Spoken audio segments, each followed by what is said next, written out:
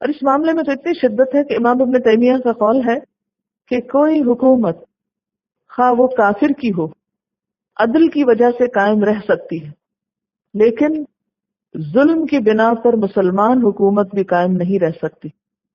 یعنی اگر حکمران ظالم ہو تو خواہ وہ مسلمان ہو اسے نقصان ہو سکتا ہے، لیکن اگر ایک حکمران خواہ کافر ہو لیکن عادل ہے تو وہ کامیاب انسان ہے، یعنی دنیاوی اعتبار سے. اور آخرت میں 7 لوگ جو عرش الہی کے سائے تلے ہوں گے، ان میں سب سے پہلا نمبر کس کا ہے؟ حاکم عادل. وَإِن تَلْوُوا، اور اگر تم پیچ دو گے، او توردو، یا اعراض برتو گے، فَإِنَّ اللَّهَ كَانَ بِمَا تَعْمَلُونَ خَبِيرًا، تو بے شک اللہ تعالیٰ ساتھ اس کے جو تم عمل کرتے ہو باخبر ہے. تلوو کا لفظ جو ہے لام واو یہ سے ہے، بات کو اس کے صحیح رخ سے موڑنا، یعنی مرضی کی تحریف کرنا، جان بوجھ کر جھوٹ بولنا. اور یہاں مراد کیا ہے؟ گواہی کو چھپانا، گواہی کو اپنی مرضی سے موڑ توڑ دینا. او توردو، توردو کا لفظ عین رے دال سے ہے، عرض اعراض کرنا، بے رخی برتنا، منہ پھیر لینا، گواہی کو چھپانا اور چھوڑ دینا، بات بدل دینا یا کترا کر نکل جانا، کہنے کی بات زبان پہ نہ لانا. فرمایا کہ اگر تم گواہی کے وقت بات بدل دو گے یا حق سے کترا کر نکل جاؤ گے یا جو بات کہنی چاہیے وہ نہیں کہو گے، اپنی زبان پھیر لو گے، گواہی کا کچھ حصہ چھپا لو گے، تو پھر بظاہر تو ہو سکتا ہے کہ اس ہیرا پھیری سے کچھ کام بن جائے، لیکن جس طرح یہود نے پھر تحریف کی اور اللہ کے احکامات کو چھپایا اور بگاڑا، تو تم دیکھتے ہو کہ اللہ نے دنیا میں ان کو مسخ کر دیا. یہود کے بارے میں آتا نا، یلوون السنتہم بالکتاب لتحسبوہ من الکتاب وما ہوا من الکتاب، کہ وہ زبان کو موڑتے ہیں کتاب کے ساتھ، یعنی اللہ کی کتاب کو کچھ سے کچھ بنا دیتے ہیں. تو جب اللہ کی کتاب کو انہوں نے بگاڑا تو حق کیسے پہنچے گا لوگوں تک؟ پھر حق پر عمل کیسے ہو سکتا ہے؟ تو لوگوں کو حق سے بھٹکانے کے لیے انہوں نے ایسی چالیں اختیار کی. فرمایا اے مسلمانوں، اگر تم بھی یہی کچھ کرو گے، سچ کو بگاڑو گے اور سچ سے کنی کتراؤ گے یا گواہی سے منہ موڑو گے یا بات کو کچھ سے کچھ کر دو گے، تو اس کا نقصان کیا ہوگا؟ دنیا میں تو ہو سکتا ہے کوئی کام بن جائے، لیکن یاد رکھنا فَإِنَّ اللَّهَ كَانَ بِمَا تَعْمَلُونَ خَبِيرًا، اللہ تمہارے اس عمل سے بخوبی واقف ہے، اس سے تم کچھ بھی چھپا نہیں سکتے، اس کو تو سب پتہ چل جاتا ہے.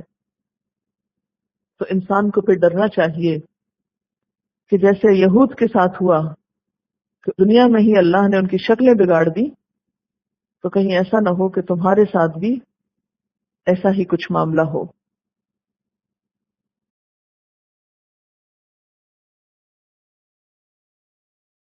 مسلمان صرف اپنی ذاتی زندگی میں ہی نہیں اللہ کے حکم کی پیروی کرنے والا ہوتا، بلکہ اس کا داعی اور گواہ بھی ہوتا ہے، اس خوبصورت دین کی دوسروں تک بھی پہچان لے جانے والا ہوتا ہے. لیکن افسوس یہ کہ دوسرے لوگوں نے ہمارے عقائد چھوڑ کر باقی سب اخلاقیات لے لیے، وہ اس پر عمل کر رہے ہیں اور ہم محروم بیٹھے. اور اس انصاف کی تعلیم کہاں ہے؟ اس الکتاب میں. تو ہمیں کیا کرنا ہوگا؟ اس کتاب پہ پرکھ کے دیکھنا ہوگا کہ کس کا حق کتنا ہے. یہ ایک ترازو کی حیثیت رکھتا ہے. پھر فرمایا کہ جب یہ کام کرو، اس عدل کی زد خواہ تمہاری اپنی ذات پر ہی کیوں نہ پڑتی ہو، خواہ تمہیں خود کو ہی نقصان کیوں نہ ہو رہا ہو. کیونکہ یہود کو جو کتاب دی گئی تھی وہ زبان سے تو اس کی باتیں مانتے تھے، یا پھر ان چیزوں کو صرف مانتے جو ان کی خواہشات کے مطابق ہوتی، اور جو چیز ان کی خواہش یا مرضی کے خلاف پڑتی اس میں وہ تبدیلی کر دیتے، اس کو وہ چھوڑ دیتے. تو اب اسی لیے امت مسلمہ کو اٹھایا گیا کہ اس کتاب میں کوئی تبدیلی نہیں ہوگی، نہ کوئی کر سکے گا. اس کو اپنی ذاتی زندگی میں بھی اپناؤ اور اسی کا سبق باہر جا کر بھی دو. پھر اصل میزان اور معیار یہی کتاب ہوگی. اور اس کی زد میں خواہ تمہاری اپنی ذات آئے اول والدین یا والدین آئیں، یعنی اتنے قریبی رشتہ دار بھی اگر تمہارے انصاف کی زد میں آتے ہیں تو بھی پرواہ نہ کرو، والاقربین اور دیگر رشتہ دار۔ تو اس سے یہ بات بھی پتہ چلتی ہے کہ جہاں رشتہ داروں کے ساتھ احسان کا حکم ہے وہاں انصاف کا بھی ہے۔ یعنی احسان کا مطلب یہ نہیں کہ ہر ان کی صحیح اور غلط بات کو مانتے چلے جاؤ۔ ان یکن غنیا، اگر وہ غنی ہوگا، یعنی جس کے بارے میں تم کو گواہی دینی ہے، اگر وہ شخص غنی ہوگا، او فقیرا یا فقیر ہوگا، تو فکر نہ کرو، فاللہ اولا بہما، اللہ تم سے زیادہ ان کے قریب ہے، ان کا خیر خواہ ہے۔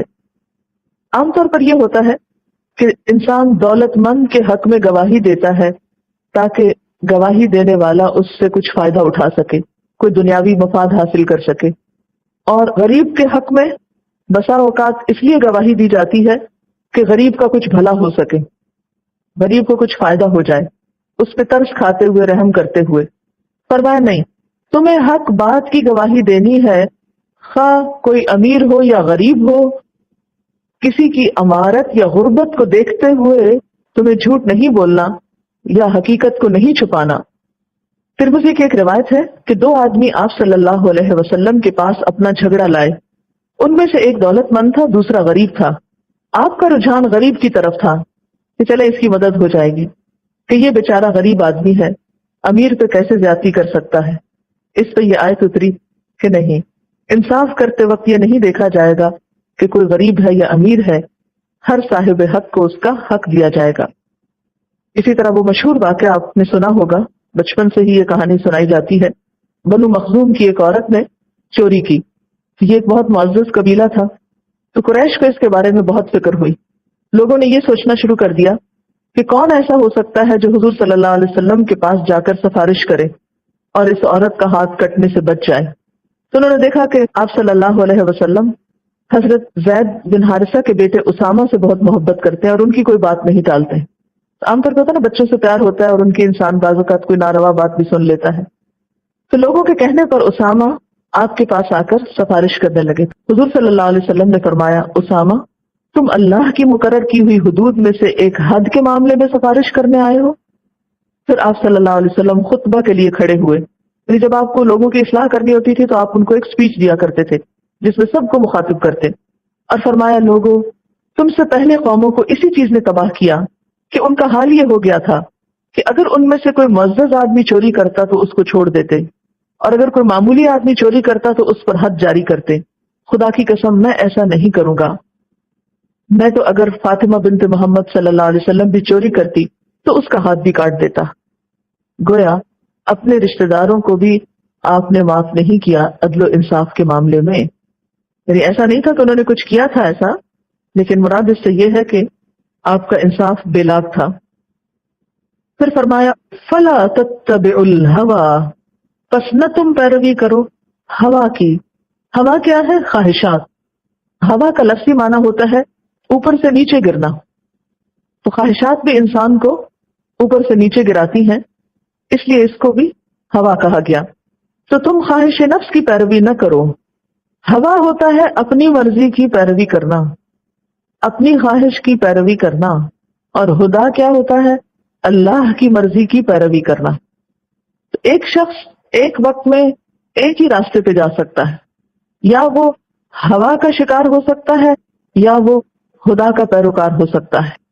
تو یہاں پر کیا فرمایا گیا؟ فلا تتبعوا الهوى، تم خواہش نفس کی پیروی نہ کرو، ان تعدلوا، تاکہ تم عدل کر سکو۔ یہ خواہش نفس کیا ہو سکتی ہے؟ بعض اوقات کسی کے ساتھ انسان باعث ہوتا ہے، عصبیت ہوتی ہے، پریجوڈس ہوتا ہے یا بغض ہوتا ہے۔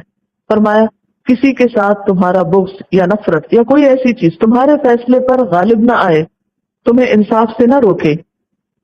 اگر تم نے اللہ کی ہدایت چھوڑ کر اپنی خواہشات کی پیروی کی تو تم قسط سے ہٹ جاؤ گے۔ ایک اور جگہ پر قرآن پاک میں آتا ہے، لا یجرمنکم شنآن قوم علی الا تعدلوا اعدلوا هو اقرب للتقوی، کسی قوم کی دشمنی تمہیں اس بات پہ آمادہ نہ کرے کہ تم عدل سے کام نہ لو۔ اعدلوا، عدل سے کام لیا کرو، هو اقرب للتقوی، وہ تقوی کے زیادہ قریب تر ہے۔ تو اس سے کیا بات پتہ چلتی ہے کہ نمبر 1، انسان اپنے نفس سے بھی رعایت نہ کرے، والدین سے بھی نہ کرے، رشتہ داروں سے بھی نہ کرے، کسی غریب سے نہ کرے، کسی امیر سے نہ کرے، اور انصاف کے راستے میں خواہش نفس کو بھی حائل نہ ہونے دے۔ ہر حال میں عدل ہی کیا جائے، صرف اللہ کی رضا پیش نظر ہو، کسی مالدار کے مال کی وجہ سے رعایت نہ ہو، غریب کی غربت سے خوف نہ کھاؤ، عصبیت کی وجہ سے فیصلوں کو مت پلٹو۔ انسان خواہش نفس، دشمنی اور عصبیت میں کیسے عدل سے ہٹتا ہے، اس کو آپ ایک واقعی، ایک مثال سے سمجھ سکتے ہیں۔ عبداللہ بن رواحہ کو آپ صلی اللہ علیہ وسلم نے خیبر کے یہود کے پاس بھیجا کہ وہاں کے پھلوں اور فصلوں کا تخمینہ لگا کر آئیں۔ آپ کو یہ معلوم ہے نا کہ پھل جب باغ کے اندر ہی بکتا ہے تو اندازہ لگا کے بیچا جاتا ہے۔ آپ کو یہ بھی معلوم ہوگا کہ خیبر حضور صلی اللہ علیہ وسلم کے ہاتھوں فتح ہو گیا تھا، پھر آپ نے کیا کیا کہ اس کی زمینوں پر یہود ہی کو متعین کر دیا کہ وہ کام کرے اور پھر اس کا نصف جو ہے مسلمان لے لیں۔ اب ہوا یہ کہ وہ نصف کا اندازہ کرنے کے لیے خاص ماہر لوگ ہوتے تھے جو باغ کو یا فصل کو دیکھ کر اندازہ کرتے تھے، تو آپ صلی اللہ علیہ وسلم نے پھل کا اندازہ کرنے کے لیے کہ کتنی مقدار ہے حضرت عبداللہ بن رواحہ کو بھیجا۔ جب وہ وہاں پر پہنچے تو یہود نے رشوت پیش کی کہ وہ کچھ نرمی سے کام لیں۔ انہوں نے کہا اللہ کی قسم میں اس کی طرف سے نمائندہ بن کر آیا ہوں جو دنیا میں مجھے سب سے زیادہ محبوب ہے، اور تم میرے نزدیک سب سے زیادہ ناپسندیدہ ہو، لیکن اپنے محبوب کی محبت اور تمہاری دشمنی مجھے اس بات پر آمادہ نہیں کر سکتی کہ میں تمہارے معاملے میں انصاف نہ کروں۔ یہ سن کر انہوں نے کہا اسی عدل کی وجہ سے آسمان و زمین کا یہ نظام قائم ہے، یعنی جب تک ایسے لوگ دنیا میں موجود ہیں تو یہ دنیا قائم ہے، جب ایسے لوگوں کا خاتمہ ہو جائے گا اور عدل کی بجائے ظلم، اور ظلم کیا ہوتا ہے؟ اندھیرا، دنیا میں جب ظلم عام ہو جائے گا تو پھر یہ قائم نہیں رہ سکتی۔